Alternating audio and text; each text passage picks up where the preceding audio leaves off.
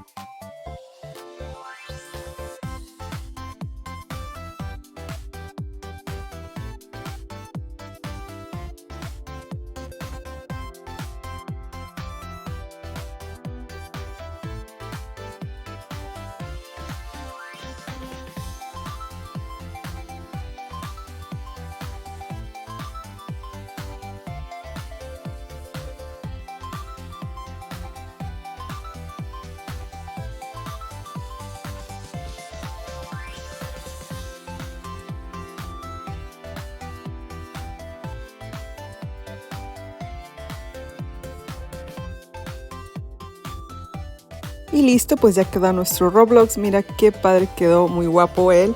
Ya está listo para la fiesta, así que ya lo único que hay que hacer es rellenarlo de dulces y vamos a festejar. Y si te gusta este proyecto, no se te olvide darle un like, suscribirte a mi canal y también compartirlo con tus amigos. Muchas gracias por acompañarme y nos vemos para la próxima.